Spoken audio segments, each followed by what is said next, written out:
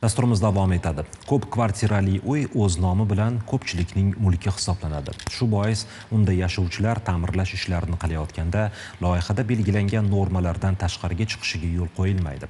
Ammo ba'zida ko'p qavatli uylarning birinchi qavatida yashayotganlar bino qurilishiga ko'p o'zgartirishlar kiritishga urinishadi. Bu bilan shu yerda yashovchilar hayotiga xavf tug'dirishlarini doim ham hisobga olishmaydi.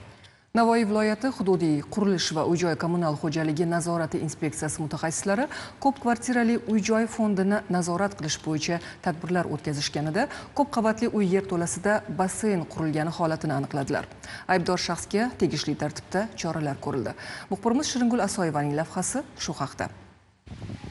Ko'p qavatli uylarda odatda odamlar yashaydi, lekin Zarafshon shahri 12 kichik hududdagi ayrim xonadonlar bu tushunchani biroz kengaytirib yuborgandek.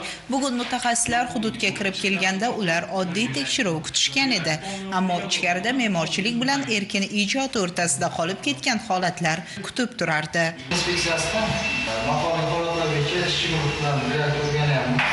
Fuqaroning xonadoniga kirsangiz yerto'laga tushish uchun odatiy yo'l emas, balki tezkor yechim tanlangan. Devor orqali yangi marshrut tuzilgan. Loyiha hujjatlari esa bu jarayonda eng oxirgi sahifaga surib qo'yilgan ko'rinadi.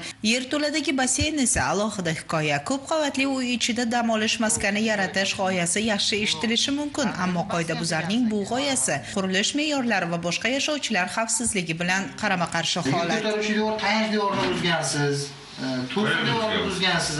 Navoiy viloyati hududiy qurilish va uy-joy kommunal xo'jaligi nazorat inspeksiyasi mutaxassislari tomonidan mulkdorga amaldagi qonunchilik talablari, qurilish va shaharsozlik me'yorlari yuzasidan batafsil huquqiy tushuntirishlar berildi.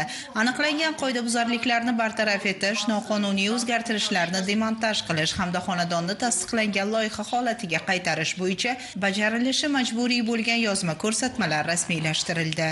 Ushbu holat yuzasidan mulkdorga nisbatan ma'muriy javobgarlik to'g'risidagi kodeksning belgilangan moddasiga asosan ma'muriy choralar qo'llanilgan holda nazoratga olindi. Nazorat tadbirlari davom etmoqda. Shiringul Asoyeva, Sevjar Sattorov, Zamon informatsion dasturi uchun Navoiydan tayyorlandi.